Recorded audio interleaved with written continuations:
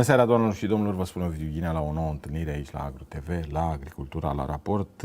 Pe lângă toate problemele pe care le au fermierii și le are agribusinessul românesc, cred că partea aceasta legată de finanțare reprezintă cu adevărat o provocare pentru momentul acesta și pentru toți cei care au acumulat datorii, sunt într-o situație financiară dificilă, nu găsesc soluții, dar vor să-și continue activitatea, caută neîncetat o variantă de a face pe mai departe acest business, de a lămuri anumite aspecte financiare, pecuniare. Bineînțeles că de unul singur e foarte greu să izbândești, să reușești, să-ți duci ideile la bun sfârșit, dar de fiecare dată gândind și aplicând cu atenție și mai ales cu interes, poți descoperi variante salvatoare pentru firma ta, pentru afacerea ta și spun eu că nu în ultimul rând pentru tine ca individ. O să discutăm despre cât de dificilă este partea aceasta de finanțare și mai ales de creditare, pentru că am văzut unitățile bancare din România practic au limitat, să nu spunem că au interzis accesul la finanțare, doar cei care stau foarte bine din punct de vedere al contabilității mai primesc credite, ajutoare din partea băncilor, cei mai mulți se descurcă cum cred dumnealor de cuvință sau, mai corect spus, cum pot. Pe lângă toate aceste aspecte, trebuie să înțelegeți că există aceste IFN-uri care vin și dacă îți negociezi, ești atent la condiții, cauți să îți repoziționezi afacerea, poți găsi înțelegere în condiții benefice și spun eu care te pot salva și îți pot da o gură de oxigen pentru perioada viitoare. Haideți să discutăm toate lucrurile astea împreună cu doamna Andra Pârvan, CEO Agri-Invest Credit IFN. Bună seara, mulțumesc pentru participare. Bună seara, vă mulțumim pentru invitație. Este o bucurie să fim alături de dumneavoastră. Mulțumesc și eu pentru prezență. Vroiam să îmi spuneți pentru început, în tot acest context pe care l-am descris parțial și pe care cred că îl cunosc foarte bine telespectatorii noștri, cei care vă sunt parteneri și beneficiari ai acestor finanțări, cât de dificil este astăzi pentru fermieri, pentru agricultori să obțină această finanțare? Este din ce în ce mai dificil și cred că este important să spunem și care sunt motivele pentru care accesul la finanțare a devenit atât de restrictiv. În ultimii ani, agricultura a trecut prin provocări majore atât din punct de vedere climatic, și aici mă refer la perioadele de secetă severă sau la instabilitățile termice, dar și din punct de vedere economic. Și facem referire la tot ce înseamnă inflație, costuri de finanțare ridicate, volatilități ale prețurilor atât la inputuri cât și la cereale și probleme geopolitice. Toate acestea au influențat în mod negativ situațiile financiare ale fermierilor, care au raportat profitabilități în scădere, grad de îndatorare ridicat, o solvabilitate diminuată, probleme accentuate de cash flow și chiar blocaje financiare. Suplimentar, marea majoritate a finanțatorilor a fost pusă în poziția de a asista la tot felul de cereri de insolvență din partea fermierilor, erodând astfel încrederea în întregul sector agricol. Toate aceste aspecte încadrează sectorul agricol într-o industrie cu risc ridicat și au forțat într-o oarecare manieră finanțatorii să se adreseze către industrii mai predictibile și care pot fi percepute cu un risc mai scăzut.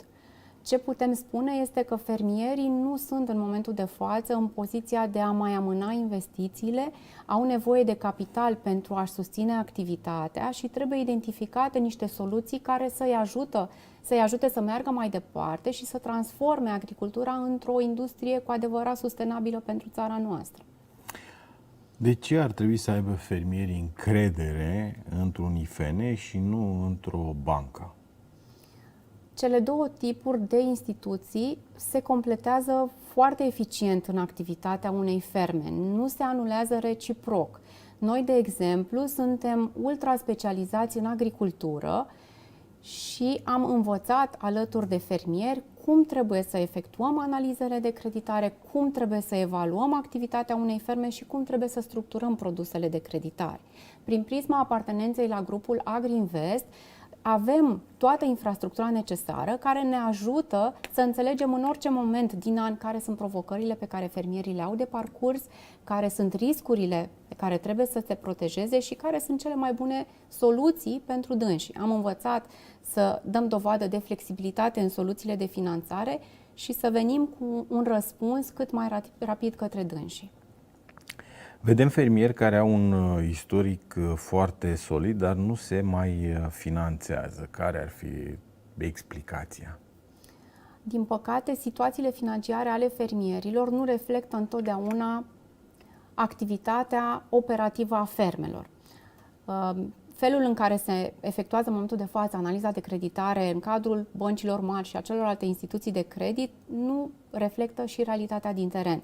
De exemplu, putem avea fermieri mari care au o activitate solidă, dar au avut un an dificil cu indicatori financiari mai slabi, care devin nebancabili. În partea opusă putem avea fermieri care au situații financiare care arată foarte bine, dar în esență se află într-o stare de insolvență tehnică. Este foarte important să ținem cont de faptul că situațiile financiare sunt istorice, atât bilanțurile cât și balanțele pe care noi le primim de la fermieri și trebuie să înțelegem care este realitatea faptică a fermei. De aici trebuie să plece orice analiză de creditare și orice structură de produs de finanțare. Vreau să-mi spuneți de ce sistemul nu este adaptat agriculturii, care sunt practic lacunele lui. Problemele principale sunt legate de faptul că produsele sau soluțiile de finanțare nu sunt structurate în funcție de activitatea agricolă. Discutăm în mare parte despre produse standard, care sunt utilizate în absolut toate industriile și asta generează un blocaj în sector. Nu poți să acoperi, pe de o parte, nevoile fermierilor și în același timp să vii cu același produs la constructor sau la producător de mobilă și așa mai departe. Produsele de finanțare trebuie gândite în funcție de specificitățile acestui sector și de nevoile din fiecare moment pe care îl traversăm. Știți bine că în agricultură niciun an nu seamănă cu celălalt, provocările pe care le traversăm sunt în mare parte unice și atunci trebuie să ne adaptăm an de an pentru a susține mai departe fermele românești. Practic trebuie înțeles foarte bine domeniul ăsta de activitate și personalizate în funcție de provocările care vin de la o etapă la alta. Asta am reținut. Cum se poate rezolva această ruptură, să spunem? Soluția cea mai importantă este aceea de a veni cu produse personalizate, adaptate pe nevoile fermierilor.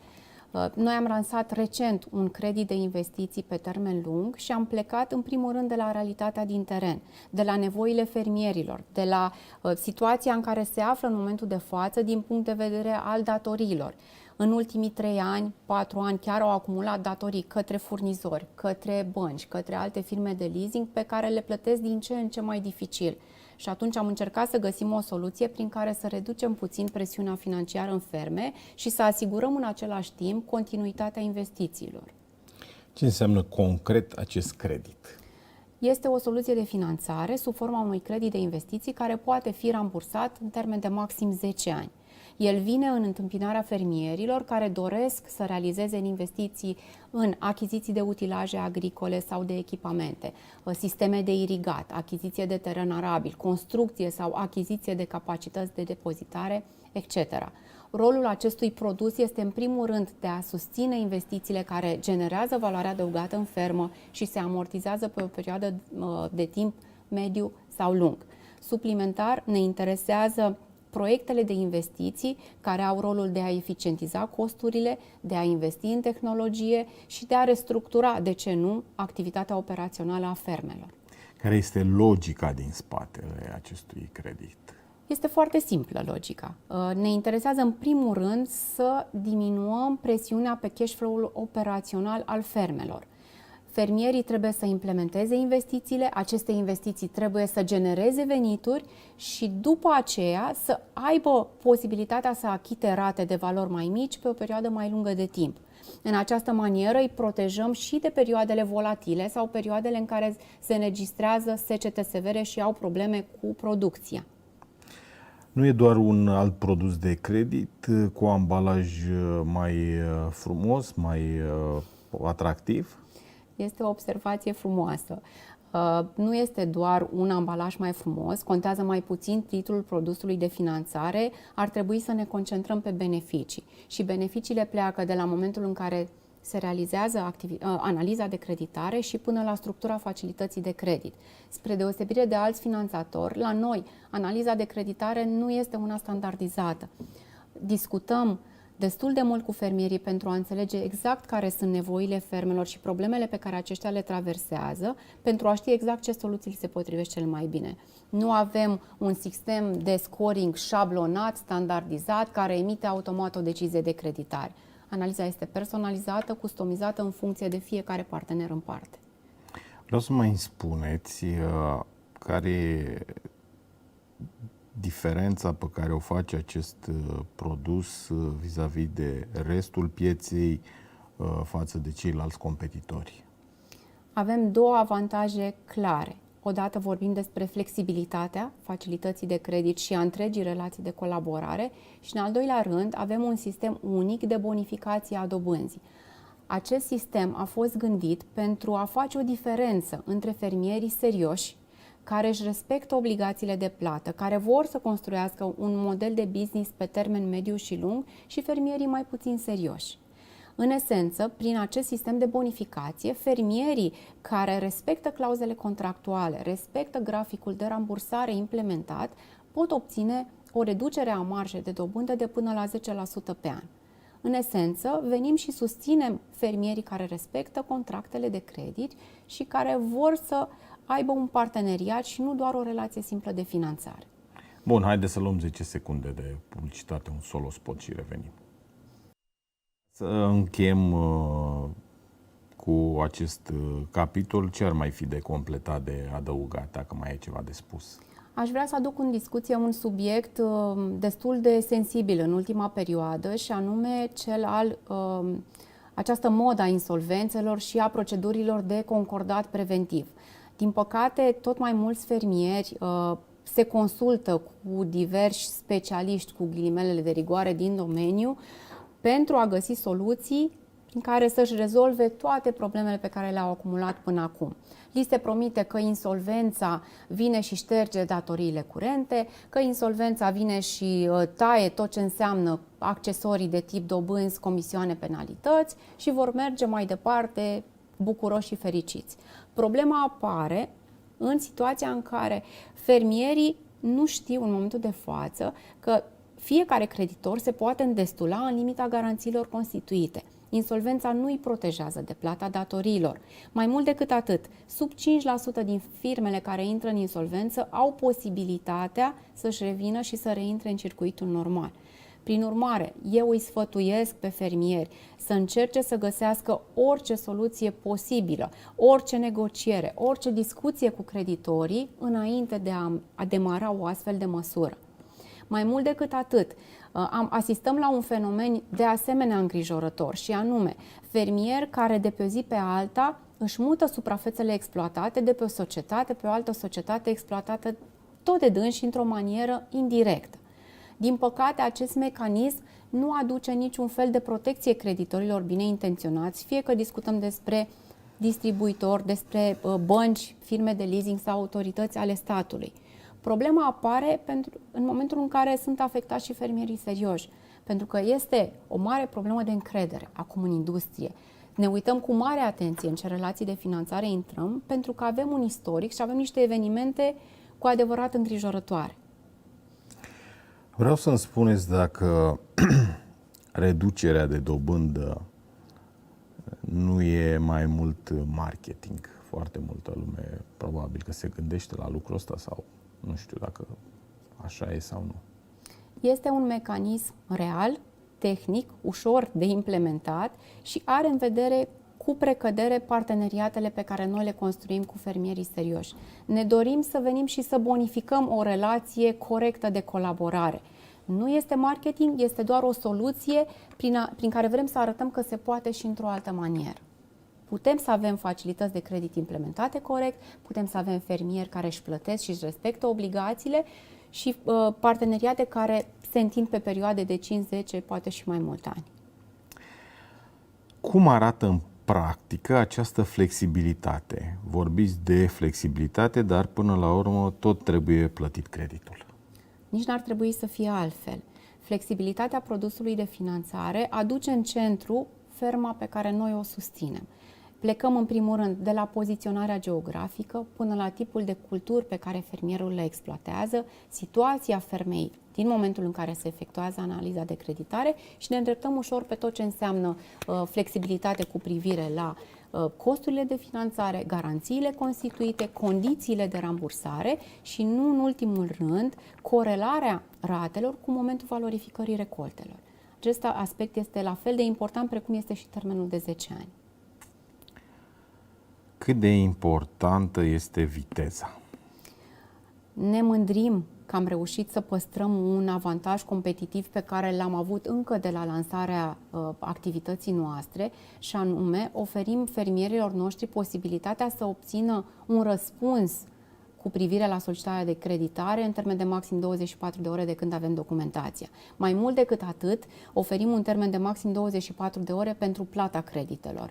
Așa cum bine știți, fermierii nu sunt întotdeauna pregătiți cu plățile pe următoarele 9-12 luni. Sunt momente în care apare o nevoie de finanțare urgentă sau un moment în care pot beneficia de o oportunitate importantă comercială și atunci timpul de răspuns din partea finanțatorului devine foarte, foarte important.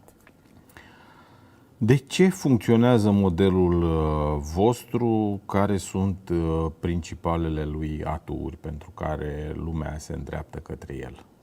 Agrinvest Credit IFN nu este un simplu finanțator. Facem parte dintr-un întreg ecosistem agricol, facem parte din grupul Agrinvest, care este în momentul de față singurul jucător integrat din piață. Putem să acoperim toate nevoile pe care fermierii le au, plecând de la distribuția de inputuri, tot ce înseamnă sămânță, îngrășăminte, pesticide, motorină, mergând spre achiziția de cereale, servicii de transport, depozitare, consultanță tehnică, juridică și de business și încheiând cu divizia de finanțare. Ce face diferența între noi și alți jucători din piață este că suntem conectați la piață în orice moment al anului. Știm ce se întâmplă cu fermierii, știm ce nevoi apar, știm care este evoluția culturilor agricole, ce se întâmplă pe piața de cereale, astfel încât să putem să ne poziționăm ușor și să fim alături de fermieri. Aș vrea să dau un singur exemplu legat de activitatea noastră și aici mă refer la situația anului 2024, când fermierii au traversat o perioadă cu secetă severă, se vehiculau acele discuții despre ordonanța numărul 4 de amânare a ratelor, însă noi, la nivelul echipei de management a întregului grup, am avut sute de întâlniri cu fermierii pentru a găsi cea mai bună soluție pentru fiecare. Așa cum s-a dovedit ulterior, conform ordonanței și se poate justifica, se poate verifica prin numărul de insolvențe înregistrat în 2025 și în anul 2026, nu a ajutat atât de mult fermierii. Fermierii nu pot plăti datoriile acumulate în 2 ani printr-un singur an, printr-o recoltă, oricât ar fi ea de bună. Și atunci creditorii trebuie să găsească alt fel de soluții care să-i ajute să iasă din impas. Vreau să-mi spuneți, dacă nu riscați prea mult, agricultura e o industrie imprevizibilă. Agricultura este o industrie cu un puternic caracter de sezonalitate și parcurge perioade de volatilitate extremă. Noi considerăm că ar trebui să ne întoarcem la expresia omul sfințește locul. Indiferent de situațiile pe care trebuie să le traversăm, în momentul în care suntem corecți, transparenți cu partenerii noștri, putem găsi soluții. Agricultura poate să fie o industrie, după părerea mea, de importanță strategică, în condițiile în care avem parteneriate și nu doar relații tranzacționale. Noi putem să rămânem alături de fermieri, putem găsi soluții atâta timp cât cunoaștem foarte bine care este imaginea de ansamblu, care sunt problemele pe care le-au de rezolvat, astfel încât să nu creăm mai multe dificultăți și să venim cu un ajutor real. Vorbim practic de un parteneriat, nu doar de creditare. Vorbim despre relații complexe, prin prisma apartenenței la grup, despre relații care să vină să ajute fermierul să treacă la nivelul următor, să investească în tehnologie, să investească în sisteme de irigație, acolo unde se justifică și se impune acest lucru, astfel încât activitatea economică să fie una eficientă. Pentru că la final de zi, cu toții ne raportăm la profitabilitate. Nu ne ajută atât de mult să avem niște volume extraordinare dacă acolo la bilanț vedem că avem pierdere. Ce greșesc fermierii în această perioadă din analizele pe care le aveți, din discuțiile pe care le purtați cu ei și din tot ceea ce rezultă? Sunt două componente importante. Pe de o parte, având în vedere provocările pe care le au pe zona de cash flow, amână investiții care sunt necesare.